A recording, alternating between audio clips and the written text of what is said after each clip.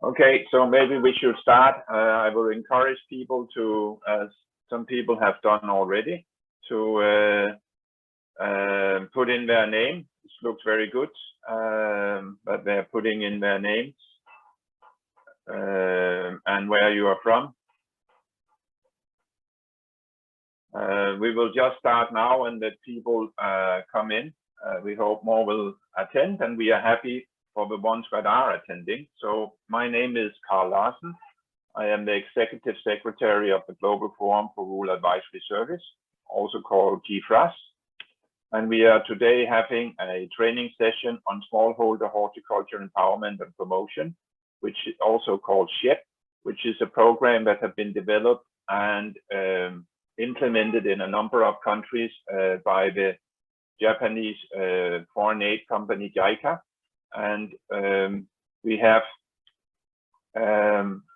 Ms. Kitajima Haru from Japan, late afternoon here, waving at you, and she will be giving a presentation a bit later on the actual SHEP program.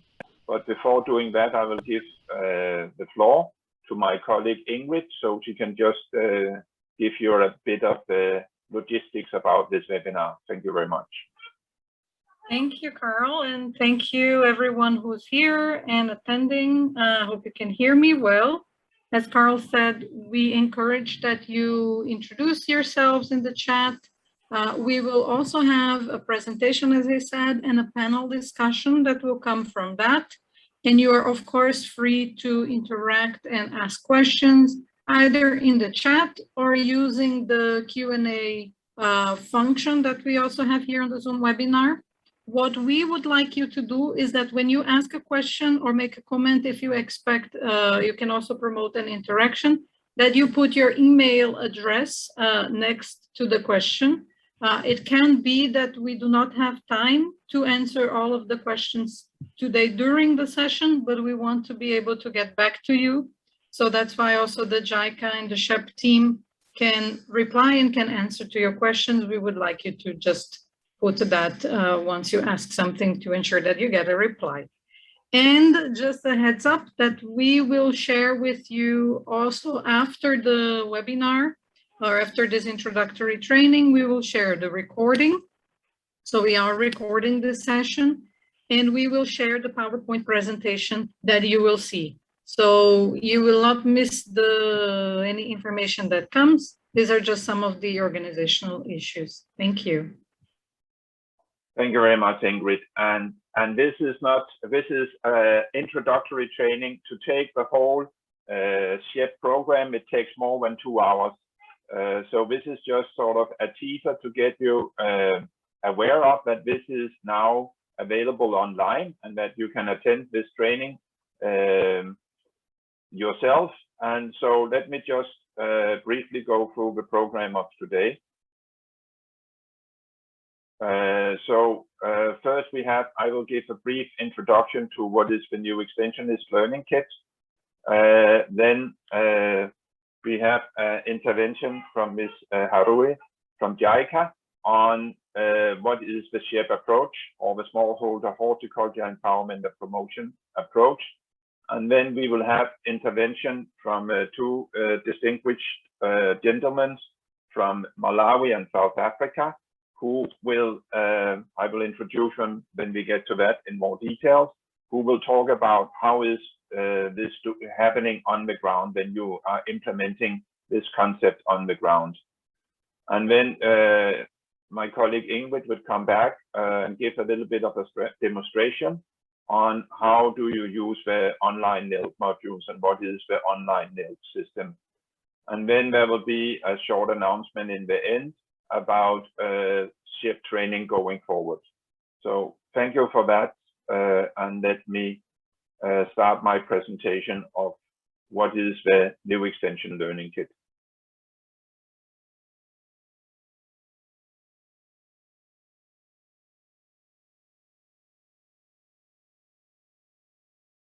So the new Extension Learning Kit is an online tool that have been developed by the Global Forum for Rural Advisory Service, and it has been online for since I think 2016. It's been developed between 2012 and 2016. And why did they develop this new extensionist online tool and the whole concept behind the new extensionist? I mean, basically you have the farmers and you have the extension officers, and it is the dialogue between them that is important, and which the quality of that dialogue and the frequency of that dialogue determines to a high degree how agriculture is evolving and how well farmers are doing. And traditionally, extension officers, many places in the world, are taught or trained how to solve what we call tame problems. They might be complicated problems, but they are often able to be resolved through a unilateral act. So there's a point that the problem is solved, and it's often occurred before, so you have some ideas of how to deal with the problem, and there's only a limited degree of uncertainty. That is how most extension officers are being trained. So you have a problem, you come with an intervention, and then there is a solution. But when you actually go out as an extension officer and meet reality with the smallholder farmers, things are much, much more complicated. And there's a lot of factors. You know, if you are livestock, if you are giving advice in livestock, you need to understand what is happening in the agricultural sector. You need to understand if you are in plant production, you need to understand how does change in plant production influence the animal production. There's cultural aspects, there is social aspects, and the reality is really messy out there. So very often you meet what we call wicked problems. And these problems are complex. They are not just complicated. They are often intraceable. There is no unilateral solution, and it's not always, there are no stopping points. And when you find one solution to a part of the problem, it might generate other problems. So there's no right and wrongs. And it means that you have to have a much more comprehensive understanding. And what have happened I'm sure if some of you are extension officers, what have happened in the last couple of decades is that more and more responsibility is loaded on extension workers. So you also have to think about the environment, you have to think about the climate, you have to know about not only the production, but also the sale and the value chain and all of that. So everybody finds extension very important, but few finds it very efficient at current. And we saw that there was many governments and donors that said, oh, we tried to work with extension, it didn't work, and we moved on. So that is why there was a group of champions and people interested in extension, a global group of people that went together and start saying, what is the new prototype? How should an extension officer look today in order to be able to cope with the complexity of smallholder farmers and all the demands from society on what an extension officer should be able to do. So it was a global view on advisory service, trying to clearly articulate and reinventing the expanding role within agricultural innovation systems. And it said, you know, we cannot load all this responsibility on the individual extension officers. We also need to look at the organizations and at the systems that we are working in, what we call agricultural innovation systems. So they developed what is called the New Extension Learning Kit, which is a series of online modules that you can also call the NELC. It's a series of online modules which aim to equip extension professionals so they can provide effective advice within the complexity of smallholder farmers and thereby positively contribute to the agricultural innovation system and, of course, ultimately lead to the sustainable development goal of zero hunger and no poverty and all of those. So it is a free online tool.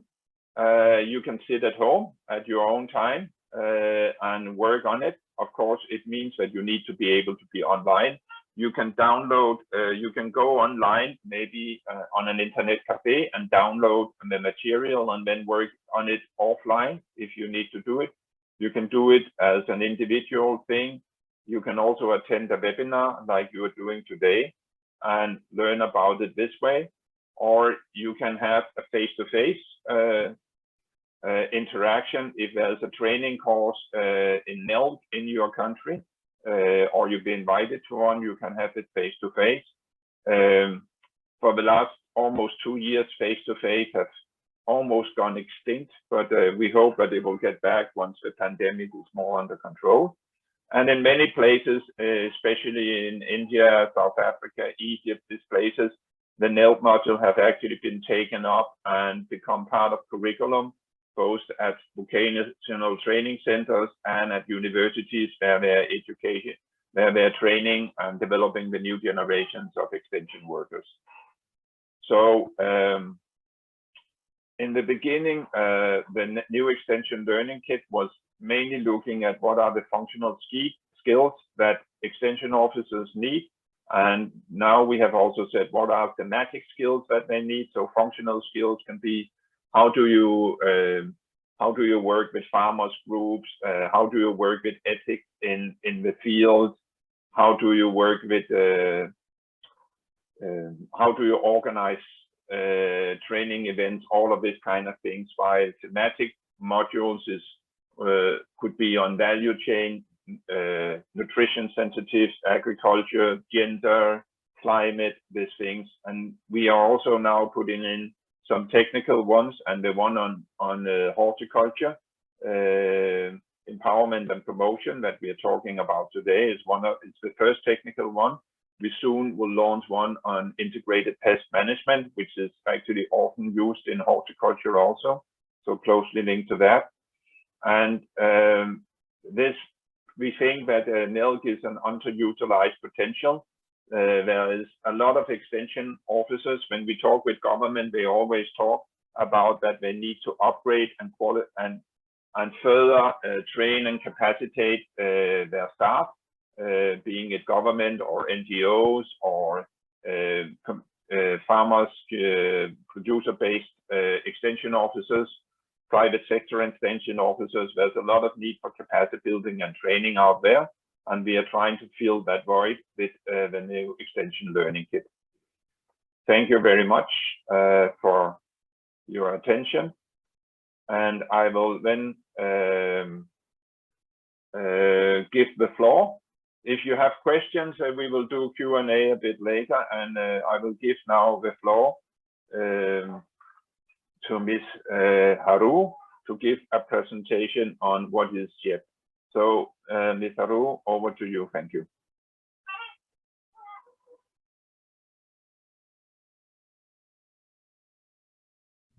I see that she is disconnected. So maybe she's, yeah. So I believe she's coming back in a minute. So in case perhaps people have any questions about what Carl just presented, or I can also show how the NELC website looks like and how can people engage and participate in it. Yeah, let's do that while we are waiting for Ms. Haru to reconnect.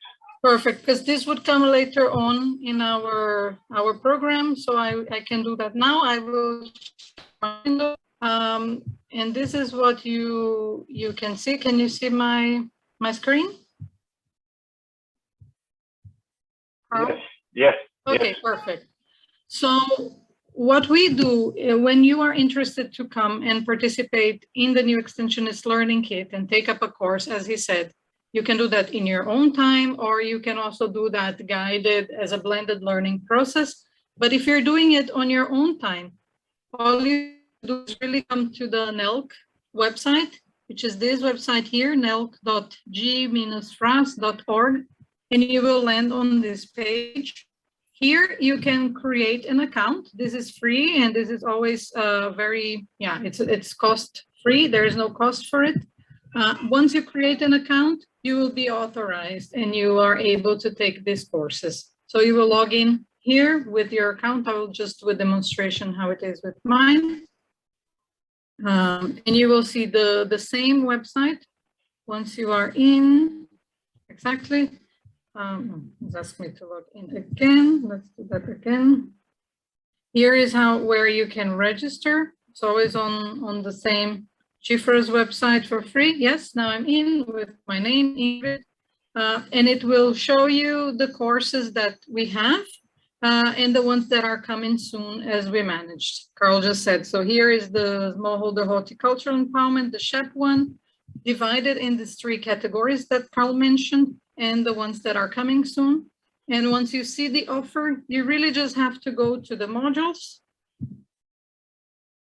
and it will bring you to a separate screen where you see the different offers and the different NEL courses. And this really functions as any other Moodle platform that you might be familiar with, any of these online learning platforms.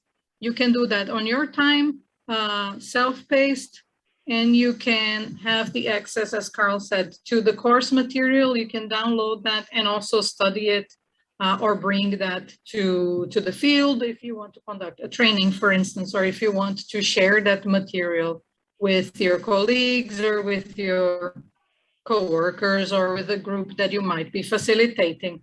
So I will not go into the SHEP one now. We can maybe come back to this later because we would like to see you have the presentation first, but I will show you just a course. Let's take one here, the module 1. So whenever this is the first module that GFRAS made available, and you will really see a syllabus of a course, how it is structured, how it is divided, and what is it that you can really learn from those modules. Here, there's also like a frequently asked question session that can guide you through. And we, of course, are always available to support you in case there are questions. With each course that you select, you will see the similar structure. You see here that you can participate in the forum or work with announcements, check the learning paths, download the course material, as I said, as any other Moodle that really is out there. Just one information related to the languages here. You will see that you can have the option to choose Spanish or French, but this is at the moment only for the website itself. All of the modules are initially available in English, and we are continuously working on translations at the moment to Spanish and French. These are official GFRAS translations. Some of these modules are already available as the content that you can download, the workbook in Spanish and in French. We are at the moment uploading that to our website. So we will also inform when this process is complete. But an important thing to note and to mention, and that we should also promote to you, is that the GFRAS material in general, it is Creative Commons. So you can download that and translate into your local languages, for instance. And what we ask you to do is that you just inform us. This works for most of the courses. Of course, there's this one that we developed with JICA, for instance. The content then belongs to JICA. But if you take this introduction to the new extensionist, for instance, you can certainly use and adapt it also to local contexts. And we have on our website a support guide that is based on how can I really adapt this to my context, and it's supposed to provide some support for you on that. So for the moment, I think this is where we are. I see Mr. Kitajima is back, so I will give the word, we can give the word to her as she can guide you through the SHEP approach and process. Thank you very much. I'm sorry what happened about the connection problem, so I'm very sorry. So let me start my presentation. So is it okay? I can start, right?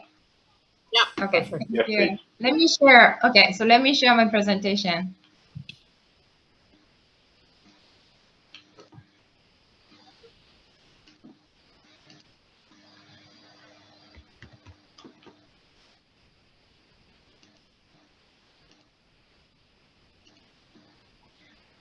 Do you see my presentation? Yes, all perfect. Okay, so you can hear my voice, right? Yes. All right. Okay, so thank you very much. So first of all, I'd like to appreciate the GFRAS team to give us this opportunity to introduce the SHEP approach to the audience. So my name is Harue Kitajima. I'm a senior advisor working at the JICA headquarters. This presentation focuses on the outline and progress of the SHEP approach. So this is the content of the presentation.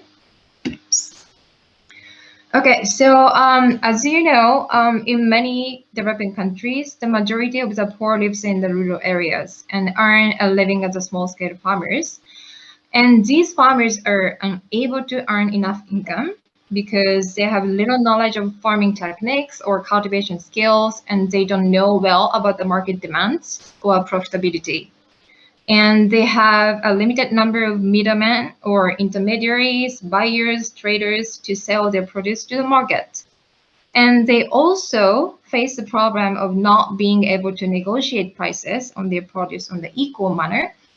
So to support those farmers, JICA developed the SHEP approach. So what is the SHEP approach?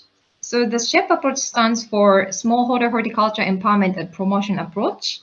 It was developed in Kenya through a technical cooperation project between JICA and the Ministry of Agriculture, which was carried out from 2006 to 2009.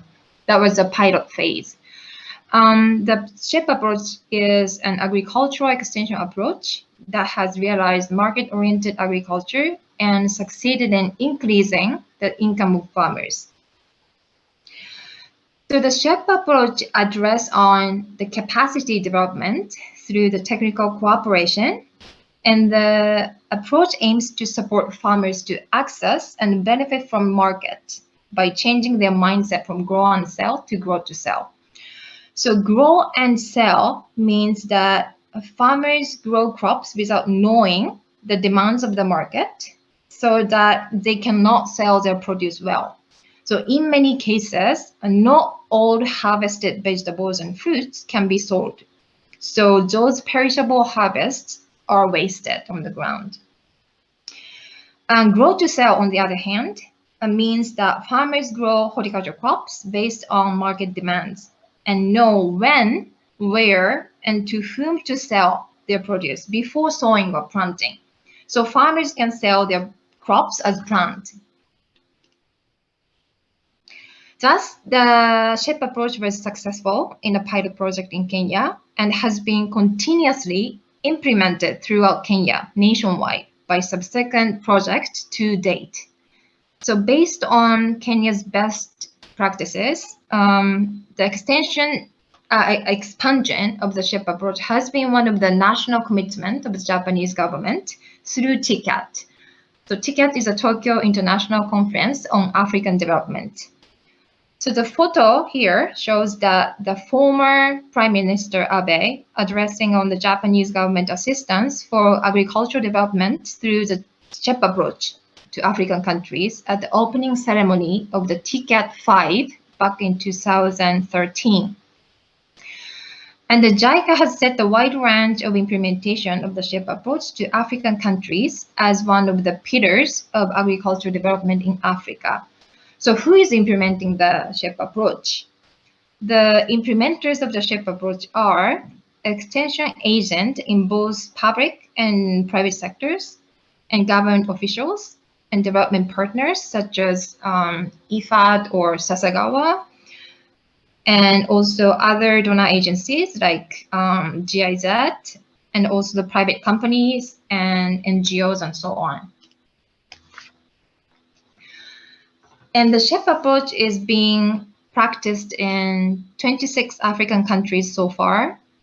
And to date, more than 250 government officials have participated in the SHEP approach training course organized by JICA, and they are active as major resource persons in each country.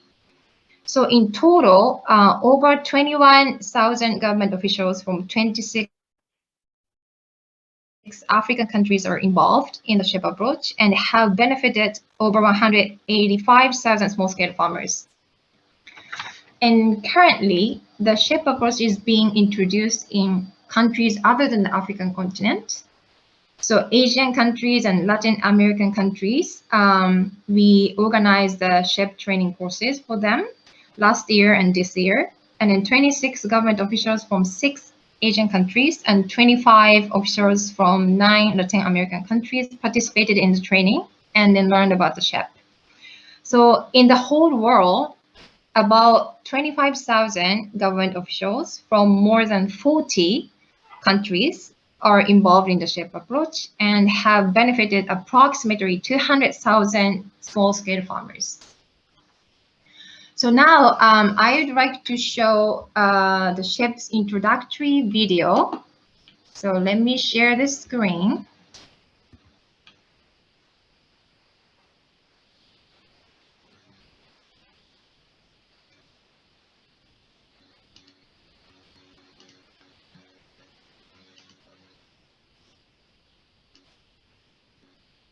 I hope you can see the video. It's being loaded. Yeah.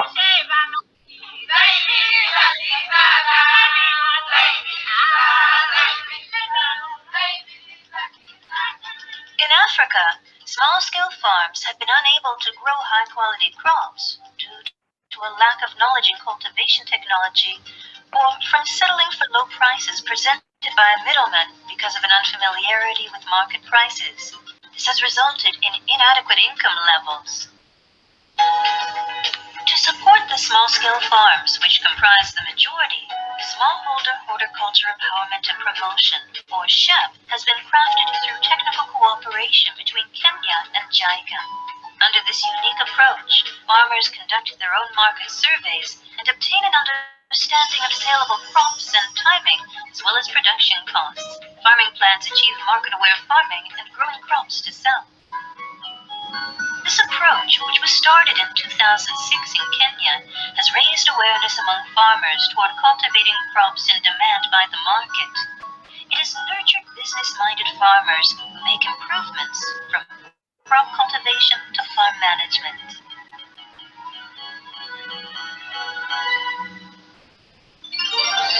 SHEP combines psychology and economics.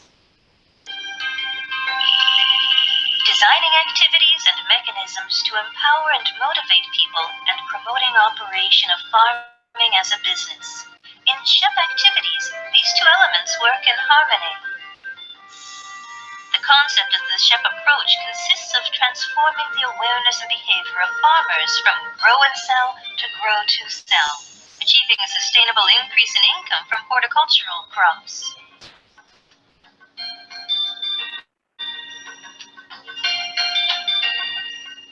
There is a theory that a high level of motivation can be maintained when people act out of interest or curiosity.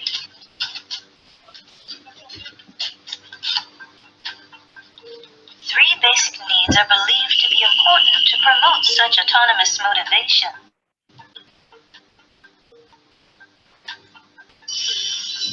Autonomy is the need to feel in control of one's own behaviors and goals.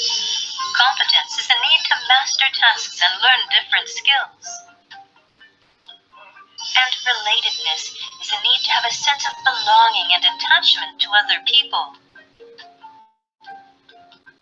The SHEP approach focuses on these three needs, formulating activities that encourage farmers to face issues and think of solutions on their own. One other element in the SHEP approach is the mutual sharing of information between farmers and market actors. In economics, there is the theory of asymmetric information. Having the respective actors' market distribution, from producers to the consumers, learn information possessed by other actors mitigates information asymmetry and leads to efficient business transactions.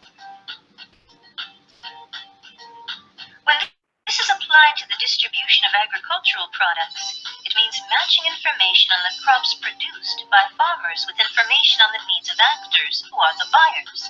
That is, information on who wants to sell or purchase what crop of what quality and quantity, when and where. Doing this results in transactions that satisfy the desires of both parties. The SHEP approach is divided into 4 essential steps.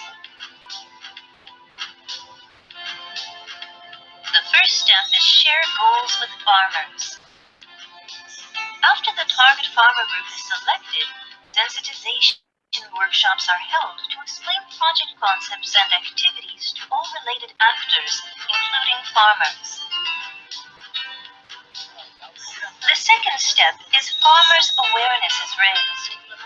This step aims to create opportunities for farmers to become aware of improvements that can be made.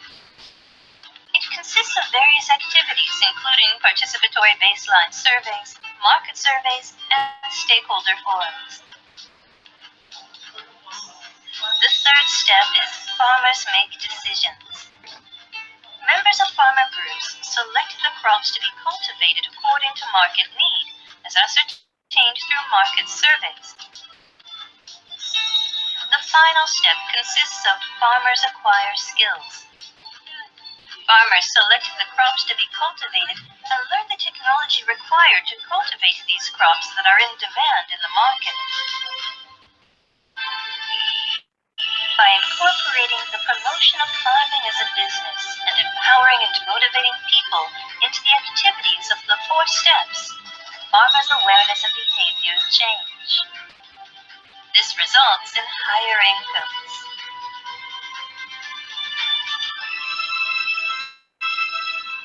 The revolutionary SHEP approach to boosting the income levels of farmers who have suffered from poverty up until now is to support their individual self-help efforts to increase income as a business. These activities have now spread throughout Africa.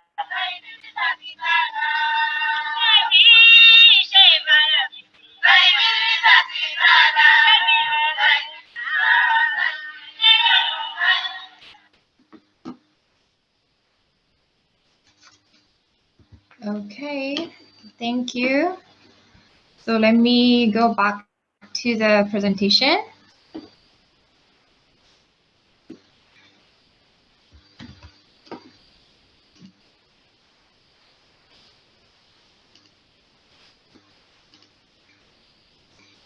Now, do you see my presentation? Yes. Yes. I hope so. Okay. Okay, thank you. So that was the introductory SHEP approach video. So as you can see from the diagram, the concept of the SHEP approach is underpinned by 2 pillars. Let me put the pointer. Okay, so the first pillar on the left is promoting agriculture as business with the aim of creating efficient and sustainable local economy by mitigating the asymmetry of market information among all market players, including farmers and market stakeholders. And then second pillar on the right side is empowering and motivating people, aimed at raising internal motivation to carry out activities continuously and, under the self-determination theory of psychology. So these elements of 2 pillars work in harmony in the activities of the SHEP approach. So asymmetric information between market stakeholders and producers makes the economy inefficient and put both of them at a disadvantage. So by exchanging like these information they have with each other, like who wants to sell or purchase or what crop and what quality and quantity or when and where, information asymmetry can be mitigated and trust can be built. So let's see some of the cases from the ground. So this is the some case in the field. This is a Kenyan farmer. So how did SHEP mitigate the information gap between farmers and market stakeholders? So as you can just, as you saw in the video, so we introduced a farmer-initiated market survey, which means market survey done by farmers, right? Not by the implementers. So this farmer actually saying that after this farmer met a middleman during the market survey, he thought that like seeing is believing, right? So he invited a middleman who purchased his vegetable to his farm, right? And then now the farmer and the middleman are not only negotiating the vegetable prices, but also exchanging information about the quality and also the consumer's preferences. So through this episode, the importance of making like a linkage and face-to-face communication between farmers and market stakeholders in order to build a good relationship. This is very important, right? And then this is another case. So it was achieved through the repeated transactions. So they mitigate or bridge the information gap through the repeated transactions. So these farmers work together. These farmers work together as a group to produce different types of leafy vegetables to meet the needs of the traders, which means the needs of the market, right? And then this trader actually thinks that after the farmers organize one-stop service, this will allow traders to reduce the time and cost of the collecting the different types of leafy vegetables and that consumers needs, right? So they also have a benefit. So this is like a win-win situation. So it proves that the importance of creating like a win-win situation for the both farmers and then market stakeholders through the repeated transactions in order to establish a trustworthy farming business. So now let's see another pillar of the SHEP approach, which is a motivation. So this is actually based on the Professor Edward Desch's self-determination theory. 3 psychological needs, autonomy, competence, and relatedness are introduced to motivate people throughout the implementation of the SHEP approach. So the introduction of the SDT, self-determination theory, into development programs or projects is unique compared to just simply providing the appropriate knowledge and skill that many implementers, like practitioners, have traditionally believed to be useful. So how to incorporate the psychological aspect into actual activities. So these are some example of tips used in the SHEP approach activities that meet 3 psychological needs. So the first one, autonomy support. In the SHEP approach activities, farmers themselves decide the crops to grow and make a crop calendar based on the result of the market survey. So farmers own their decisions and take responsibility without blaming others. How about the competence support?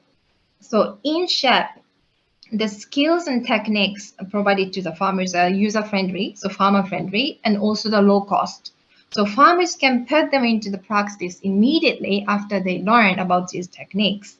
So farmers are delighted to learn new knowledge and skills based on their needs, accept and use them in farming activities. How about the relatedness support? So as I mentioned earlier, face-to-face communication between farmers and market stakeholders benefit to build a good relationship. So farmers understand and practice that business is built on trust. So at the 6th International Self-Determination Theory Conference held in Canada back in 2016, Dr. Aikawa and Dr. Sayanagi, who represented JICA, made a presentation on utilization of self-determination theory and the technical cooperation in the agricultural development sector. So this photo, this is Dr. Aikawa, who developed the SHEP approach during the pilot phase in Kenya. And this is Professor Edward Deshi. So they took this photo at the conference. And SHEP's effort to incorporate psychological aspect into the development programs and project were mentioned in Professor Deshi's current book. So those are the sentences. So now I explained about the concept of the SHEP approach, but how does SHEP approach achieve market-oriented agriculture? So you also saw in the video, but the essence of our unique practice is summarized in 4 steps. These 4 steps as shown in the table. So these 4 steps explain in detail how to plan and implement the SHEP activities, SHEP approach activities. The activity listed in here is an example of the series of activities of Kenya and also the other countries. The important thing here is to encourage each country to customize these activities to better suit their local context. So following the 4 steps ensures that farmers' level of motivation and adoption level of knowledge and skill work hand in hand to improve. So the sequence and then also the timing of these activities is the key to continuously motivating farmers through their implementation. So now this is the example of from the Kenya. So step 1, sharing the visions and goals with farmers. So we believe that sharing SHEP's goal and vision with farmers is an important first step, as it is the farmers themselves who make the utmost efforts to achieve a viable farming business in a series of activities, right? So through this step, farmers can feel ownership on the project activities. So in Kenya, they organized a 1-day sensitization workshop for the farmers. The workshop aims at sharing the purpose and then expected outcomes of the SHEP activities with the farmers to help them become self-reliant. Now, this is a second step. Second step is the raising farmers' awareness. And we believe that raising farmers' awareness on opportunities and the potential of horticultural farming is extremely important. And without awareness, farmers are less likely to get motivated to make a commitment to change their farming practices for the better. So this is one of the example of the step 2 activity, which is market survey. So the main purpose of market survey is to encourage farmers to have hands-on experience of understanding how market operates and what markets want from them. And at the same time, by conducting market survey by themselves, farmers will be able to build a relationship with various market actors, such as like wholesalers or retailers or middlemen, buyers, and widen their personal networks, which can contribute to creating a win-win situation later. So through this exercise, farmers can feel competence since they can discover new things by themselves. Now, this is a step 3, facilitating farmers with decision making. So this is one of the example of the step 3 activity, crop selection. So the farmer group select the target horticultural crops based on their findings during the market survey, and the decisions are based on group consensus. And various collective actions for facilitating efficient production and marketing will be discussed among the farmers group and agreed. And through these activities, farmers can feel autonomy because they decide their future by their own.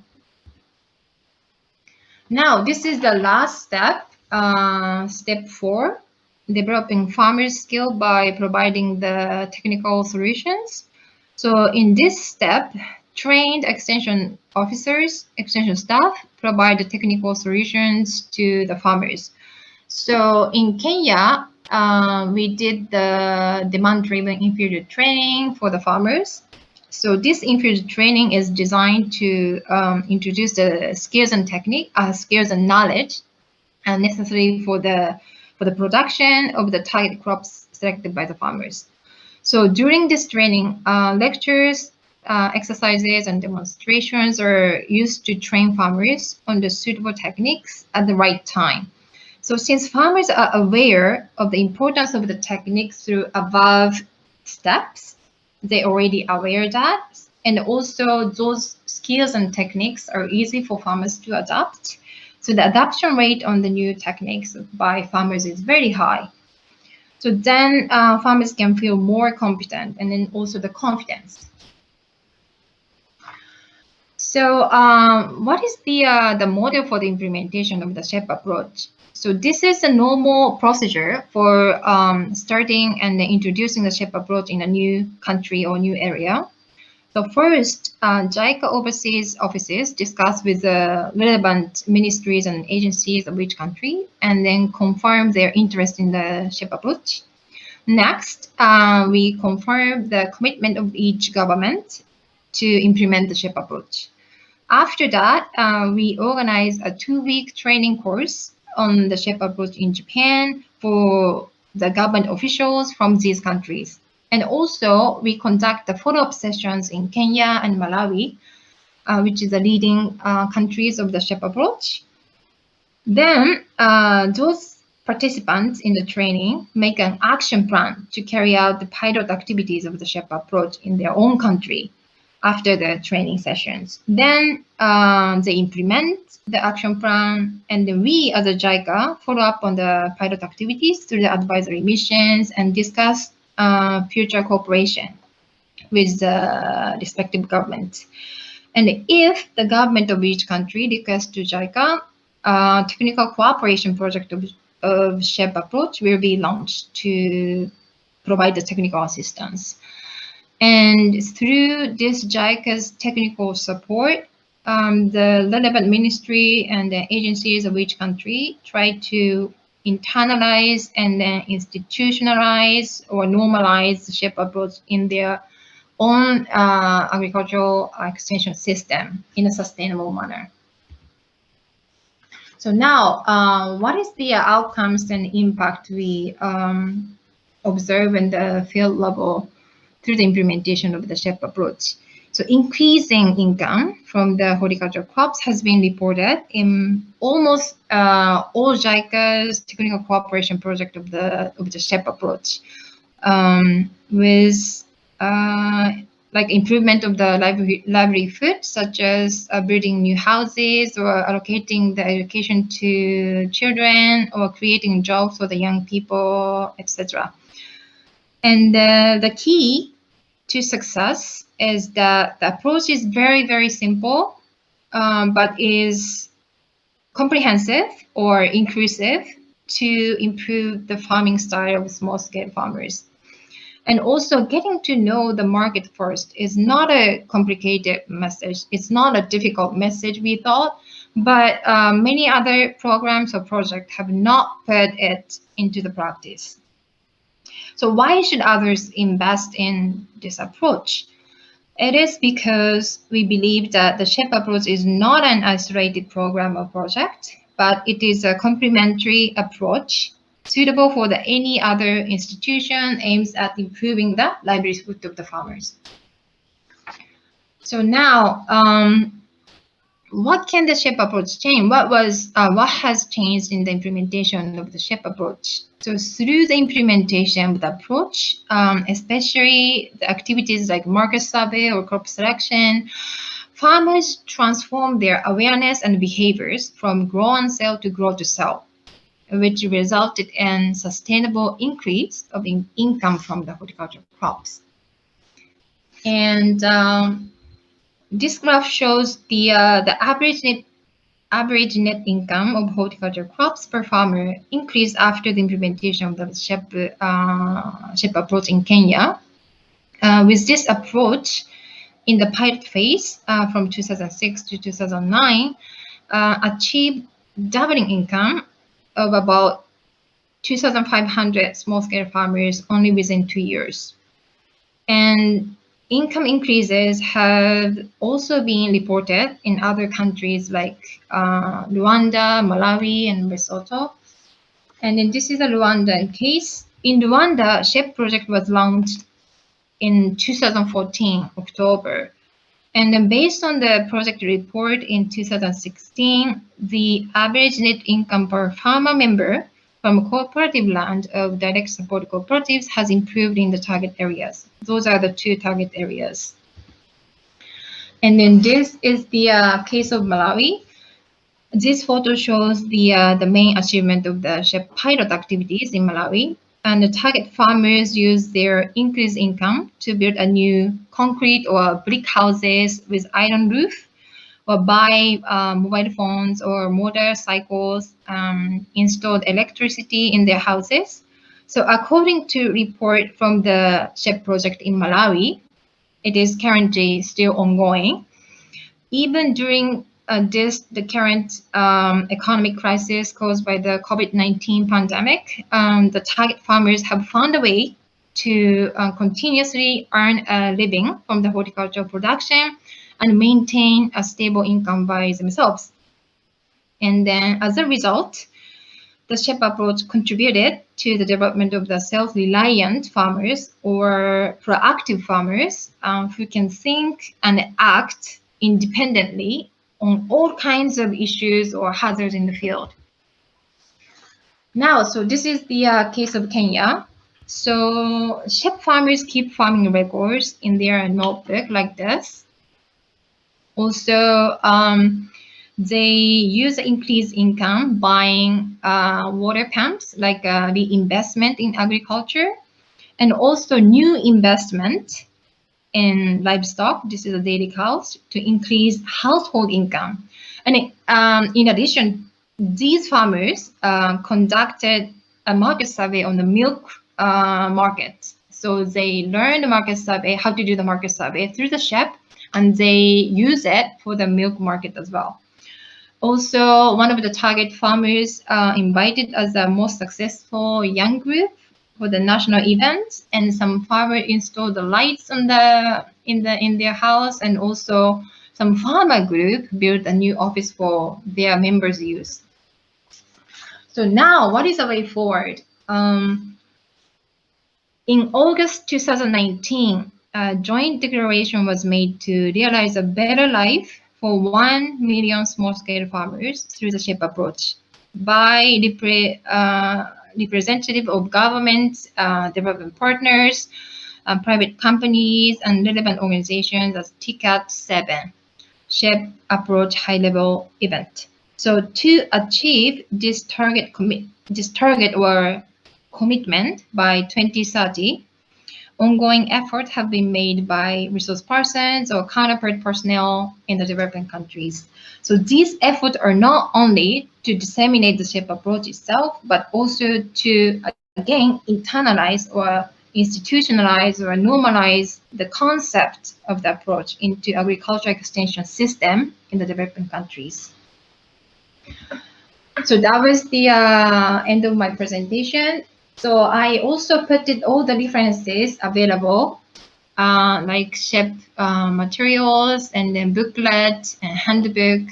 Also, those videos on the YouTube, you can see it from here. And then finally, we hope that this presentation gave you an opportunity to know about the SHEP approach, and I would like to encourage you to take the next SHEP module built by GFRAS. And then we also hope you will become a future SHEP implementers in your country, and then work with us to improve the livelihood of the small-scale farmers. So thank you very much. This is the end of my presentation.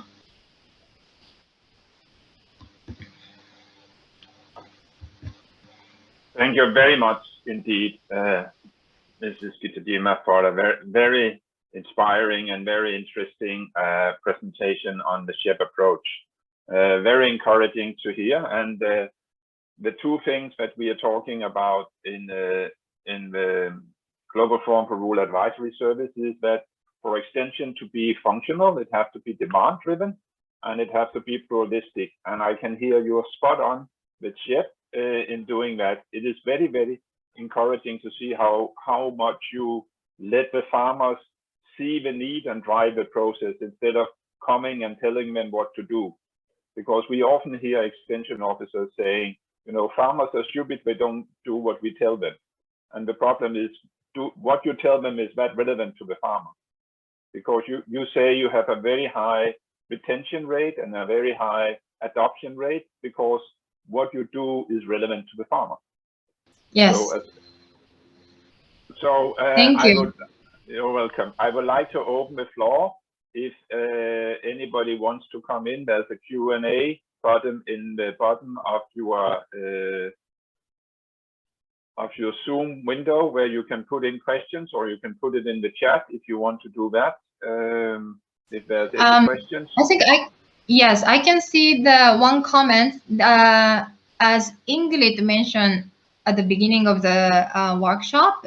We will share this presentation later. I think the JICA team, they are going to share my presentation, so you will be shared. So there was one comment. Yeah, thank you.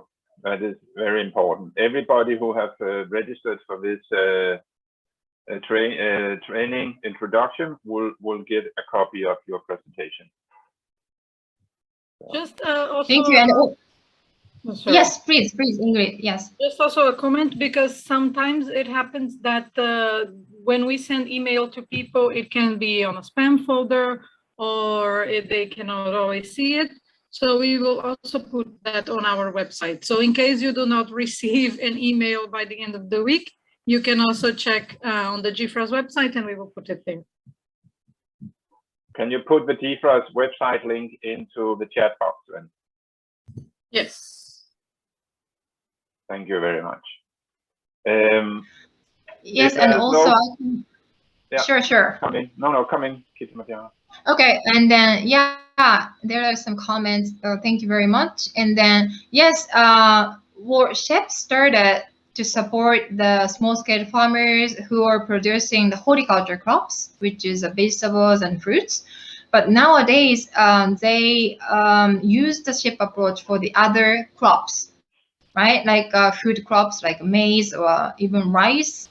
And then also, like I show the slide, like a livestock, they can use a market survey to the milk market. So it's possible to use some of the activities or like a concept, you know, to motivate people, right? So I think the in SHEP approach, you can customize in many ways. So there is some of the comments mentioned about the, you know, rather than the horticultural sector. So thank you very much for your comments. And then some of the farmers are already doing that. Okay, thank you very much. There's a question on organic agriculture. Is it organic agriculture you're doing, or is it both organic and traditional? Well, actually, so the basic thing is those things the farmers themselves, they decide, right, based on the market needs. So if markets want the organic products, and then the farmers thinks that they can produce the organic crops, vegetables, they can do that. However, we are not the person like implementers. We are not forcing farmers to do the organic farming. No. So this is up to the farmers. However, my experience in Kenya and Malawi, there are very small percentage of the farmers actually doing the organic farming. So most of the farmers are not doing organic farming, like 100% of the organic farming. But of course, they use the organic materials, like, you know, the fertilizers. Yes, they do use. But again, the decision needs to be made by the farmers based on the market needs. So thank you. Yeah, a very good response to that. I also think that the organic market so far, it's mostly in the industrial part of the world. It's not very strong yet in the developing part of the world. It's only a niche, maybe with restaurants and high-end supermarkets, things like that. normal consumers are more price sensitive than organic sensitive. Yes, and then also the frequent asked question is that, do those farmers in Kenya, targeted the international market or not? Right? This is also, coming very frequently. And then again, what I can say is that if farmers can produce some crops or vegetables to, export to the other countries, yes, they can do that. But in Kenya, when we implement the SHEP approach, few farmers group who are close to Nairobi, and they have access to the buyers who export the crops to the other countries. Yes, they have the linkages, and then some of the farmers group did it, but again, not all. Mainly the domestic market still. But again, if farmers think that they can do, and then if they agree with the intermediary, then they can do that. Okay, thank you very much. I will let you answer one more question, and then I will invite the two other panelists to come into the discussion. So there's a question here as what is the difference between the SHEP approach and agribusiness cluster approach? Agribusiness cluster approach. If you know that approach. Is that... Oh, okay. So I'm not very much familiar with the agri. So what was about the agribusiness cluster approach? But once again, what we are doing is as you see in my presentation, those farmers see if there is the gap between the producers and then market stakeholders. Usually there is an information gap, so that's why they cannot sell the produce very well, right? They can produce, they are doing the production from the before, but they cannot sell well, right? I don't know whether you call this like agribusiness, but what we are promoting the agriculture as a business, right? So I think what you are mentioning is doing agriculture as a business. Yes, we do. The SHEP approach actually promote the agriculture or horticulture crop production as a business, and then we let farmers to get those skills, and then farmers later on by themselves they can find the market, they can even change the market by their own decisions. So what we are doing, what we are providing farmers is a technical support, like a training, how to find the market, how to do the market survey. Then later on, farmers do by themselves. They can do by themselves without any support from outsiders, right? So I think we are again promoting the agribusiness or agriculture as a business. Yes, you can use in that sense. Okay, thank you very much. I would like to invite two more panelists, so you don't have to carry all the answers yourself, Kitatima. So I would like to invite from South Africa, Mr. Wangani from Wambo. If you could, if you have a connection, it would be good if you could put on the camera. You are there, I can see that, with a headset like me, and you are from the Ministry of Agriculture and Land Reforms, and I'm sure that you have been implementing the SHEP approach in South Africa. And I understand that you, before everything locked down, you managed to go to Japan and have an intensive training in the SHEP approach also. And we should also have Mr. Pearson Justisoko from Malawi. I'm not sure if he's still with us or if he disconnected. And he is an Assistant Chief Agribusiness Officer from the Ministry of Agriculture at the Department of Agricultural Extension. And he's also a project manager on the SHEP approach in Malawi. If he's not available now, he should just, I'll just ask him to join whenever he comes back. Yeah, Carl, actually, Mr. Soko is on on our webinar, but he's attending as a not panelist, as a participant maybe, because I could see his name from the participant list. So Ingrid, can you let him in? Yeah, I will do that. Okay, Ingrid, thanks. And sorry for disturbing you, No, Carl. that's okay. I'm sorry, I'm not looking at all names at all times. So please, maybe Simambo, you could start with give us a brief introduction to what is your experience in South Africa with the SHEP approach. All the nice words that we heard from JICA, can you confirm them on the ground? Over to you, Mr. Simambo. Yes, in South Africa, it's still good morning. Can you hear me? Yes. Yes, good morning and good afternoon. I'm Bongani Shibambu, as introduced, from the Department of Agriculture, Land Reform and Rural Development in South Africa.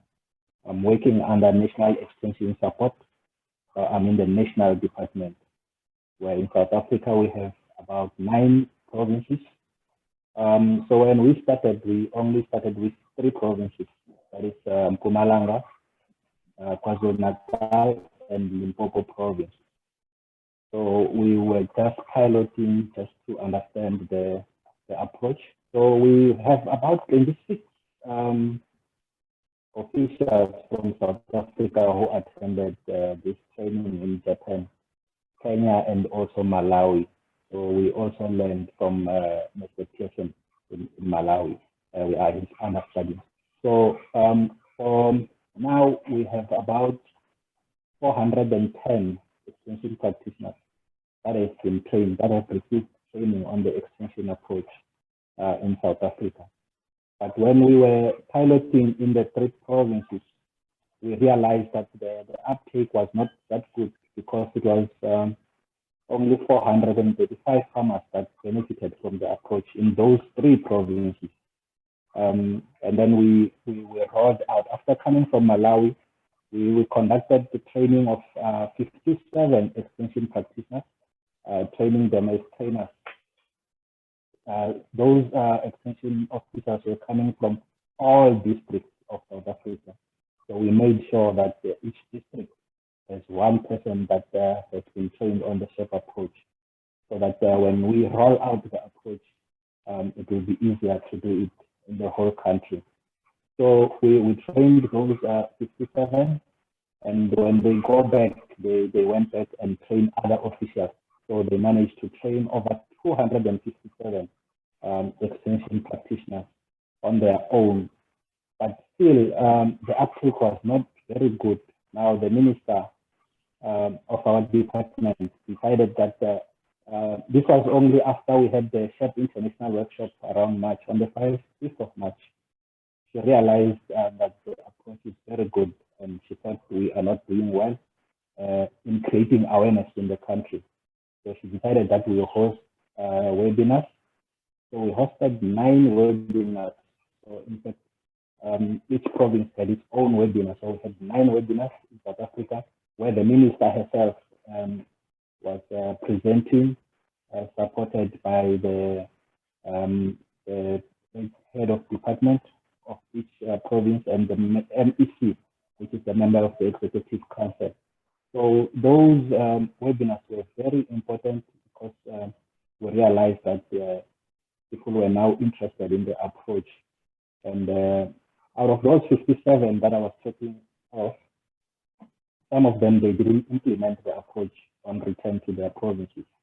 So we hosted a refresher course sometime this month or last month, yeah, I think this month, where we were now refreshing them on what they have learned so that they go back and implement the approach. And we realized that we had about 82 instead of 42. We had 82 participants, and that made our training not to go very smooth, but it went well because we realized it's because people now need this approach, and they've seen that it can improve the livelihoods of their farmers in their respective provinces. So this extension approach is very good, but we're not treating it as a standalone approach. So we infuse it with other approaches that we were using in South Africa, like we are using the pluralistic approach. So this is one of the approaches that we are using. It's a basis for extension, because you don't want to go to farmers and just tell them what to produce when you don't even know where they're going to market whatever they're producing. And sometimes farmers will accuse you of, if you say, let's produce cabbages, and they can't sell those cabbages, so now bring them to your office and say, you said we should produce this, then what do we do with it? Because there's no market. But with this approach, it's the farmers that take decisions. That's a very important thing about this approach. They take the decision after going to the market. When they come back, they vote as a group to say, this is the commodity that we want to go with as farmers. And because we know that there's a market for this commodity, and they produce this. So there's no one to blame at the end. If there's anyone to blame, they will blame themselves as farmers. But what we have realized is that farmers are motivated. They feel they're involved, and most of the farmers that are participating are self-reliant. So that is now taking the load off the state or the government. And like Peter Jima was saying, they feel like they relate to this thing, and they have confidence. Most of them here, they manage to buy trucks, they manage to pay lobola, they managed to build or extend their houses. So they are doing very well, and they have the market, both in informal and formal markets.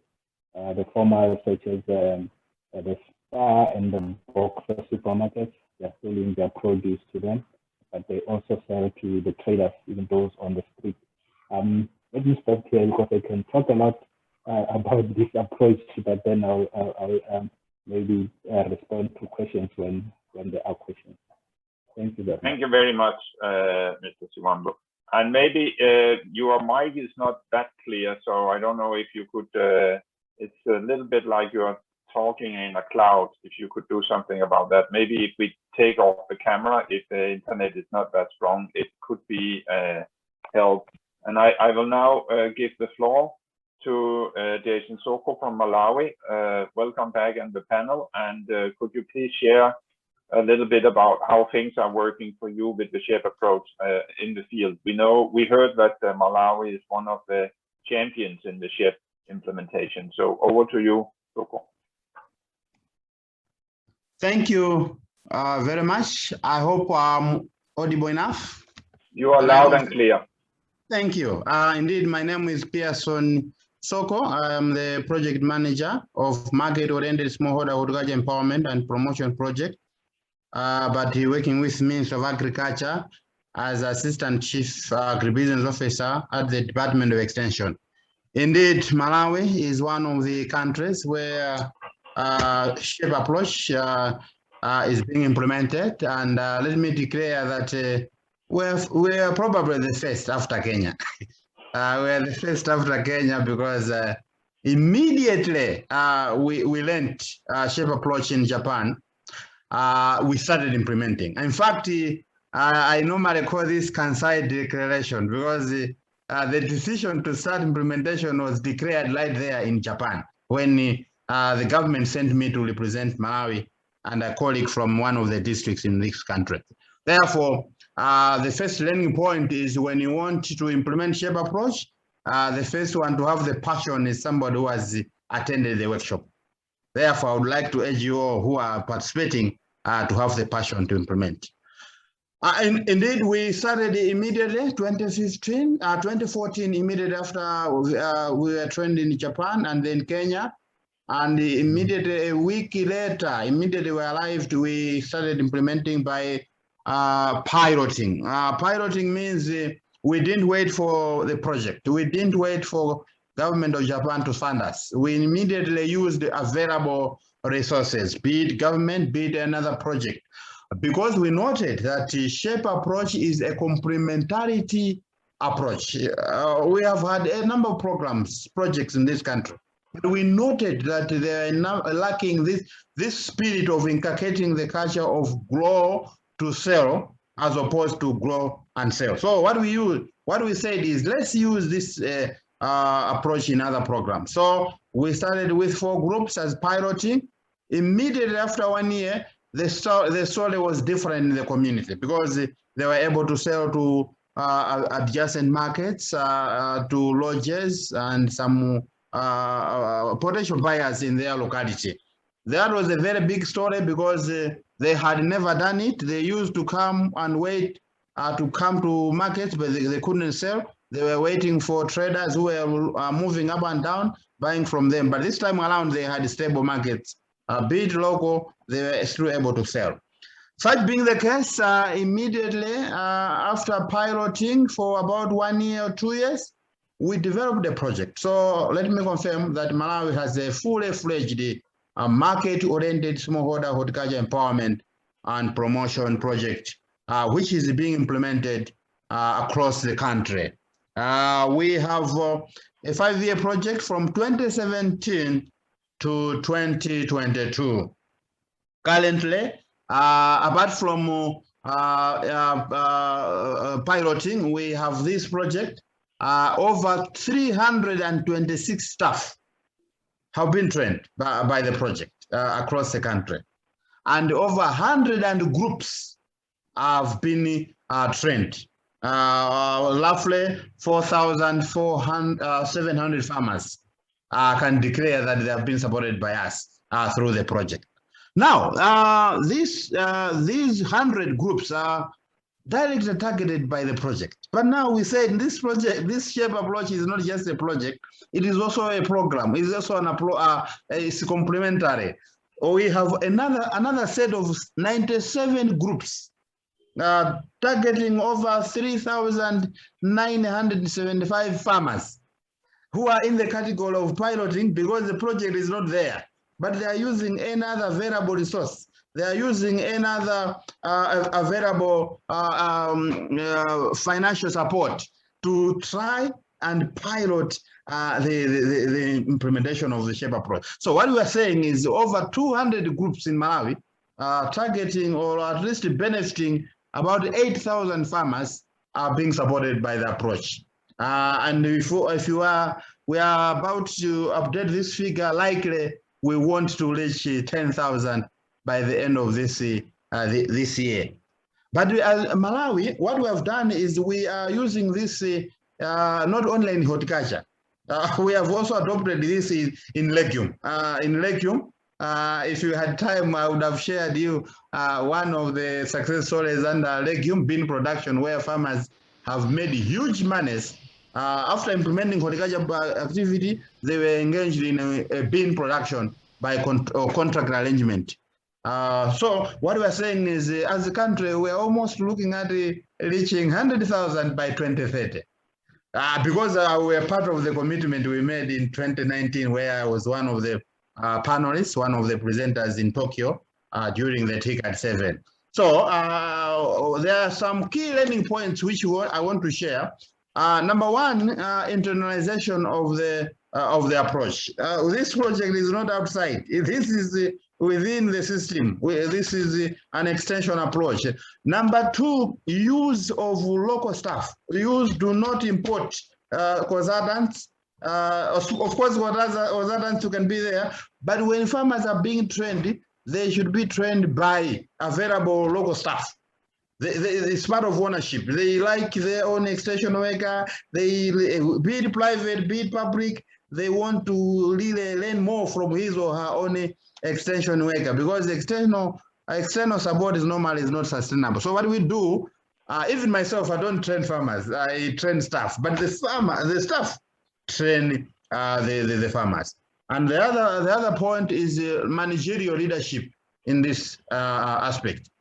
This commitment should start from high level. I remember even my PS has the passion for the approach. So what happens? The program, principal secretary, my directors, and all regional directors or all the leadership should embrace the approach, because if the leadership has embraced it, then everything is okay. And finally, the ownership by farmers. Let me indicate that since we started implementation SHEP approach, we do not issue handouts in the villages. It's about ownership. It's about ownership by ensuring that these farmers procure inputs on their own. And again, in fact, some of them were even linked to local banks. They got loan, they produced for them, they could produce horticulture products, and then they sold. So what we are saying is ownership is very crucial. Much as we can support the farmers with infrastructure projects, but when it comes to operational costs, let's make all efforts that these farmers own the initiative. And finally, the implementation of the activities should be farmer-based. Bid market survey, for example, you don't have to do market research as specialists. Let them do the market survey on their own. They will understand the market dynamics, they will understand the demand, they will be able to, they are even motivated to produce for the market. So those are some of the key learning points we have learned through the approach. Therefore, in summary, let me confirm that Malawi stands to be one of the countries which will live to implement SHEP approach, because in our project, the outputs in this context are not the like the usual outputs like train farmers, train staff. The outputs of our project is one system. In this country, we have a system on how to implement SHEP approach. Number two, we have the package. What are the key activities to be undertaken? Number three, sustainability or continuously practicing. The farmers who were trained in 2015, I remember even yesterday I was getting a photo for a farmer who was trained in 2015, but he or she is still doing it. So what we are saying is we want these parameters, the system itself to be functional, the package to be there, and finally, the practicing by farmers themselves should be there, so that by the end of the year or by the end of the day, we are comfortable that our farmers are fully supported by the initiative. Otherwise, let me stop there as I wait to respond to some of the questions. Thank you. Thank you very much, Soko. And very clear, both from South Africa and Malawi, you have found some very passionate ambassadors for the SHEP approach, because you can see that it is working. And very interesting also that I can see there was a question with maize production, that this approach and this way of operating and empowering farmers are spilling over to other areas, to other parts of the farming enterprise, and also to other areas within the country. So it seems like the ministries in those two countries have really embraced the approach that you have presented with SHEP. So very interesting. You were talking about that it's very important that you use the local advisors and not external consultants. And what are the incentives for the advisors in being part of this? What do they feel they get out of it? Could you, either you or Sivambo or Ms. Kitadima address that? How do you see, what is the advisors getting? What is their incentive to be part of this? Anybody wants from the panel? Can I start? Yeah, please do. Yeah, I think for a long time, most of the extension workers have been trained on production. And when the farmers are struggling to get markets, normally they say, wait for the government, wait for companies. You know, we are in a market liberalization in most of the countries. So the extension worker has been doing very little on marketing. And normally they declare that, no, that's not our job. So the most important incentive is the capacity, because they have now been trained on how they can link them to markets. This has also led to their job satisfaction, because when farmers have produced and they are struggling to identify a market, next year when the same extension worker is advising to produce, sometimes most farmers will say, no, don't waste our time. Normally, you don't just tell us to produce, there is no market, and then the extension workers are not happy because farmers are complaining. But now, the most important incentive, and this is now a complete chain. The farmers get the market, they get to the market, they produce for the market, they get the money. Then definitely the extension worker is very happy because it has completed his or her particular service delivery mechanism. For a long time, where we have gone, the extension makers are very happy because they are associated with the success stories in the villages. Thank you. Thank you very much. A very clear answer on that one.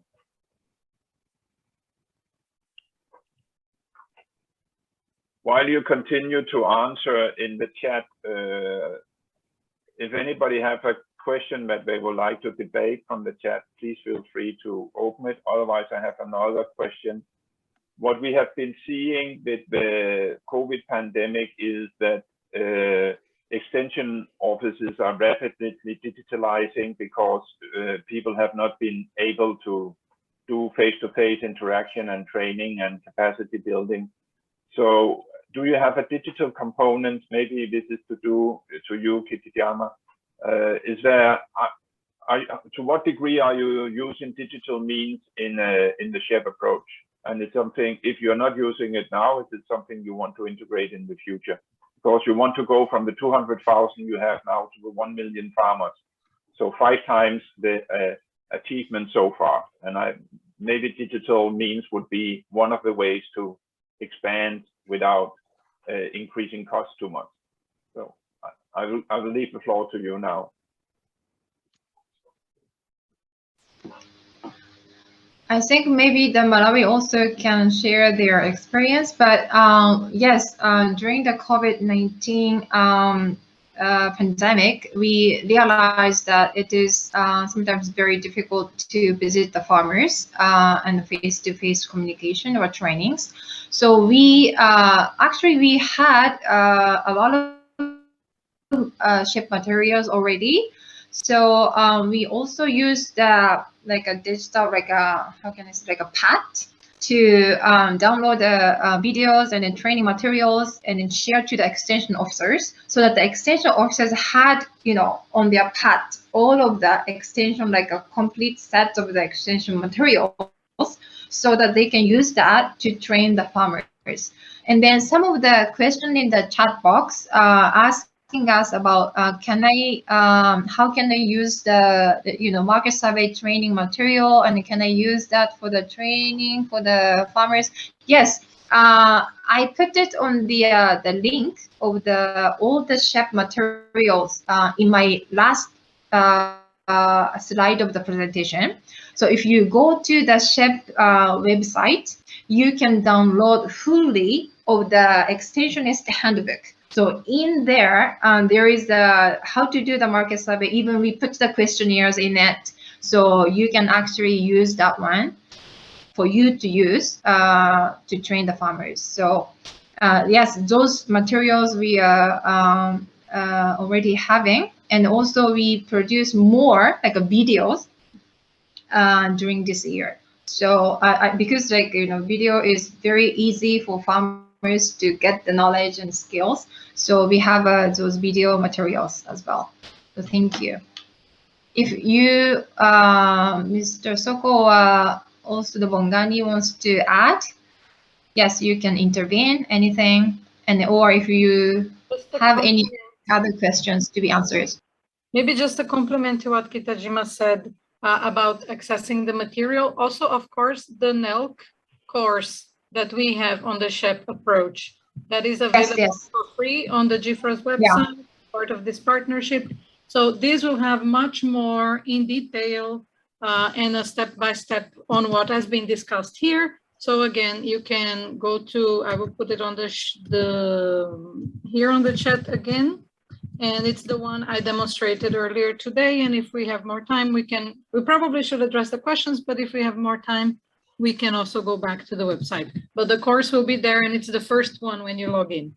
So you can have all of that material. Yes, yes. I would also like to encourage the participant to take the NELC course. It's a wonderful course. We also developed together with, especially for the JICA South African office. So please, if you are interested in, please go to the NELC SHEP module, and you can learn more, a lot from that, website. So thank you, Ingrid. Thank you.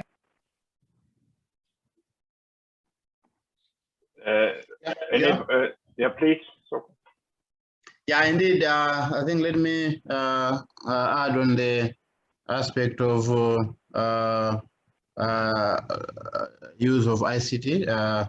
In Malawi, we're indeed affected, especially COVID-19, when physical meetings were not fully allowed because there were a lot of restrictions. So what we noted was we still said farmers still need to produce. So what we did was to do online sessions for extension workers. We did an online session with extension workers. Of course, we put extension workers at risk because at some point they could still meet the farmers. But we know in terms of managing the COVID-19, it's about catchment, it's about transmission. So we knew that farmers normally they are together. Number two, when there are some activities in the MASHEP or SHEP approach where you do by representation. For example, market survey, they could just choose very few extension farmer group members to visit the market by limiting the number of participants. But let me confirm indeed that we were affected by COVID-19, and we even did a number of workshops online so that we still convey the message to the farmers. But let me add on some of the chat box where they are usually asking about the do you form groups? Normally we have to use existing. Do not form special groups for SHEP approach. They will not be sustainable. Use what is available, but incorporate SHEP approach in that particular group or groups so that they don't look like they are SHEP groups. Let them use their own organizational structure, but just add the SHEP approach as one of the key initiatives to support them. But I think on market survey, I think Kitajima-san answered, but let me indicate in case some are very cautious about how to conduct market survey, we only use one-page questionnaire. In SHEP approach is just barely one-page questionnaire, which only contains all the information. You know, when it comes to surveys and market research, people want 200 pages question. No. In SHEP approach, we use one-page questionnaire where you only ask about the contact of the person, what do they produce, quality of the product, when do they need the product most, how much, where. By the end of the about 10-15 minutes, the service is gone. Is done. Where at the end of the questionnaire, ask, are you willing to buy from? Now these are farmers. They're asking a potential buyer, are you willing to buy from us? If the answer is yes, then the negotiation starts from there. So indeed, it's a very simplified version. If you refer to the handbook, it's just one page. Thank you. Yes, that's the difference between practitioners and academics, right? If it's an academic who do a survey, you get the 200 pages, as you say. Sure. So thank you. Mr. Wangani Zimbabwe, do you want to come in with some reflection from South Africa? Yes, thank you. I hope now you can hear me better. Much better, thank you. Yes, also with regard to ICT, we are not yet there, but agriculture continued even during the lockdown. So there was no lockdown in agriculture because we felt that we still need to eat even when we are staying in our houses. But just to add on the what Mr. Jay Soko was saying on the survey, so it's important that farmers have a group of people that they will select that will go to the market, and they allocate them tasks. Like there should be a person that will interview the potential buyer.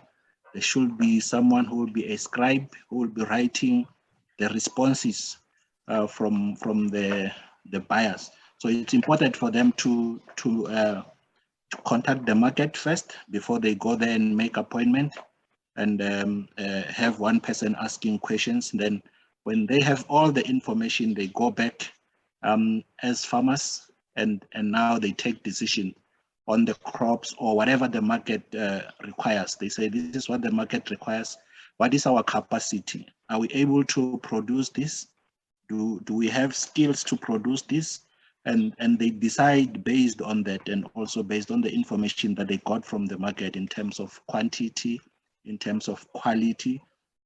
So those are the things that they must do that, and also develop after doing crop selection, they develop a crop calendar that will assist them, because they need to produce when the price is good, when the price is high, so that they get good money for their produce. Yeah, I just wanted to add that part. Thank you very much indeed. Yeah, let me add. Yes, please. Yeah, there's another question related to a high level of illiteracy in Malawi. Yeah, that's a fact. It's a fact that most of the people, including farmers, are illiterate in Malawi. But they are farmers. They are farmers, and they need to make money, regardless of whether they went to school or not. But in the project or in the approach, we still want to use farmers who are literate or illiterate. So what we normally do is we have in the category, in the group, a certain category of farmers who are able to read and write. So those farmers are given the task. For example, if you want to conduct market survey, you select some farmers who are able to read and write. If you want to do, because in the SHEP approach, we also do what we call visioning journey. With visioning journey, where they draw their future. So it also requires some basic literacy, because they have to write what they want to do the first year, second year, third year, up to 5 years. So now, one, use of fellow farmers who are literate. Number two, the use of children. The literacy levels for children is higher than parents. So we also use children, especially when it comes to household decision making. For example, if they want to develop a vision for the household, they use the children, because they are part of the decision making mechanism at the household level. And again, the extension maker has also some techniques to capture or to guide illiterate farmers. They are trained. In some cases, we have what we call participatory extension approaches, where they use signs to communicate or to deliver information. So, all in all, this is business, and literacy levels, though important, but it has no impact on business transaction, because they work as a unit. Thank you. And also to add that, we also developed like the kamishibai material we call for the extension officers.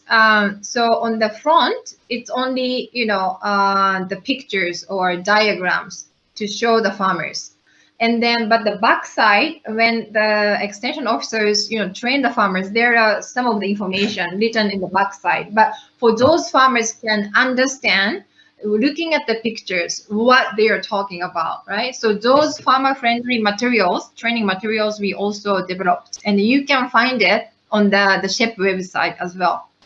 Thank you. Thank you very much indeed to the three panelists. I will give you, they are asking for some success stories from West Africa. Maybe the last round of questions before we round up today's session webinar. So do we want to talk about it, or do we want to answer in writing?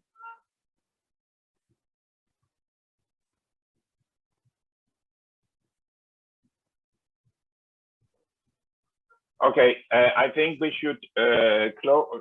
You can still write questions if you have questions, and if we don't manage to reply them right now, if you put your email on the question, we will keep a log from the webinar, and then you will get an email with replies to the questions afterwards.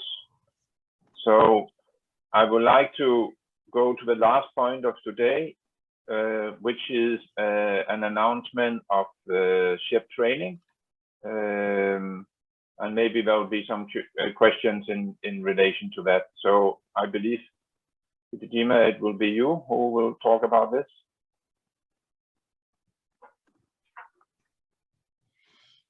Dima, will it be you who talks about the training, the JICA training? Oh, yes, we are actually still confirming how we can collaborate with the GFRAS team about the SHEP training, which will be held in November. Well, usually, as I presented in my presentation, we do the 2 weeks training session in Japan. However, in this pandemic situation of the COVID-19, from the last year, we do online. So we actually discussed with the GFRAS team currently whether we can actually invite some of the NELC, SHEP module completing, participants to our online session, but we haven't really, finalized this discussion. So once we agreed on how to do that, I think we will inform participants through the GFRAS website or GFRAS email, the list or something like that. So thank you very much. Yes. Okay, thank you. I can also say that, sorry, Carl, I can also say that all of the people who registered, because we got many more people who registered for today's session, we will keep them informed about any developments related to this. So you will also receive, as soon as we have more information regarding possible online trainings or how we will deepen or bring it more in depth, these discussions, we will for certain circulate that information with all of you who registered. Just for clarification, as I understand it, this is a very intensive online training, right? It's not like a 2 hours thing that we are doing today. Yes. It's a full-time 2 weeks online training. So a much bigger. Yes, and we have a lot of exercises. Even this is online course, but we have a lot of exercise, and then you have some assignments to submit. So if you can allocate yourself for the 2 weeks, yes, it's welcome. But yes, thank you very much for mentioning that. Yeah, because it is not only a personal commitment if you attend your course, but you probably also have to have an arrangement with your employer that you are for full 2 weeks are actually not available for day-to-day operation because you are in an intensive. It becomes more blurred when you are doing it online compared to when you travel to somewhere. Then it's very easy to understand that that person is on a training course. But when you sit in your office or sit at home and you are not available because you're in a training course. Just to mention that I have seen that in other cases that it becomes more difficult to convince people that you are actually fully engaged in something else when you are not physically leaving your premises. So I know that we have about 15 minutes left, but we don't need to squeeze every minute out of the webinar. I would like to open the floor again to the 3 panelists if they have any final remarks to the attendees that they want to give before we close the session for today. Thank you.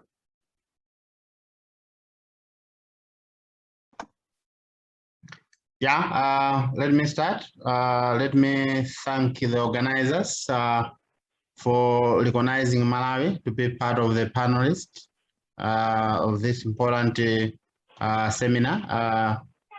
We cherish this gesture for including us. But let me congratulate Kitajima. She really represented us by highlighting some of the achievements, the basic principles about SHEP approach. It was really very good because she really represented whatever would have presented formally. Let me congratulate her on behalf of Malawi. But fortunately, coincidentally, she also happened to be in Malawi for some 2-3 years. I'm sure she has a good picture of what we do in Malawi. But again, let me urge your participants. Farmers have serious problems in marketing. SHEP approach is the way to go. Grow to sell is the catchword for farmers to get the message clear. Let them make money by growing to sell, because if they don't grow to sell, they will not make money, and the income will not increase, and they will be stagnant economically. By the end of the day, they will not be happy with their farming. So I would like you all to urge other fellow participants or fellow members of your staff from your institution, from my country, to embrace SHEP approach. And let me, because I was one of the delegates during the JICA and 7, where we made commitment to support 1 million. Let me encourage all those countries who participated or who did not, but they have the message to embrace SHEP approach, so that at least by 2030, we reach to more than 1 million farmers so that they benefit from farming. Otherwise, thank you very much. We have enjoyed the session. Thank you. Thank you very much. Shivambo, do you have any final remarks you want to give? Mr. Shivambo from South Africa. Thanks very much. Yeah, myself, I just want to thank JICA and Japan also for the support that they're always providing to us. And we also think we've been working with GFRAS. So we believe that this collaboration also, if it can go ahead, it will help a lot. It will assist our farmers a lot, because our main objective is to uplift our farmers. So I think it's a very good initiative, and let's take it forward and see where it's going to take us, because in South Africa, we don't want to say it, but we are targeting 1 million farmers by 2024. So we don't want to say it because we're not sure if that is achievable, but that is our target. Thank you, Chair. Well, I was not aware it was 1 million per country, but 1 million. But that would be even better, I guess. I don't think JICA would protest if it's 1 million per country. So, Kitajima, I would like you to give you the floor before I officially close the session. Thank you. Okay, thank you very much. Once again, thank you very much to GFRAS team to give us, JICA, have this opportunity to present the SHEP approach. And then I'm very glad that many participants actually interested in the SHEP module, which was created by the GFRAS. So I would like to encourage once again, for those participants who are willing to learn the SHEP approach, please go to the GFRAS NELC SHEP module. You can learn a lot more information. And then I saw that some of the comments, why those, success cases is only like Eastern, South Africa. But yes, we have 26 African countries now implementing SHEP approach. We have tons of success stories, but for my apologies, I have only limited time to present. And then also I am personally attached to Kenya and Malawi because I worked for them. So I unknowingly selected those the success cases. So my apology, but we have a lot. And also, as I mentioned, Asian countries and in Latin American countries, they are also following us, following the African countries. They are doing the SHEP approach as well. So we are very much sure that we will have a lot of success stories in the future, very soon.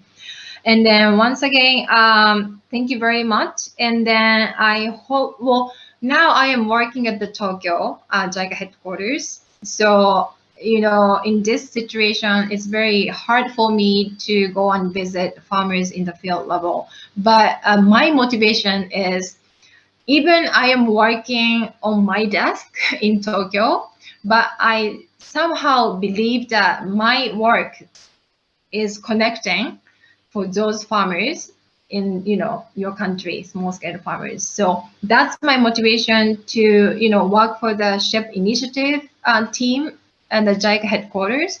And then I would like to, you know, encourage also myself to continue my motivation to support those farmers in Africa and also in the worldwide. So thank you very much for this opportunity. And this is all from myself. Thank you. Thank you very much. I would like to thank all participants and all presenters and panelists for taking time to be with us today. It's been very interesting, and although we haven't as many attendees as we had hoped, we at least we know that we will share this with more than 300 people who have registered for this, and we will continue. I hope you all will continue to promote it within your countries, and we will do it throughout our global network. So thank you very much for today, and wishing you all a good day forward. Thank you.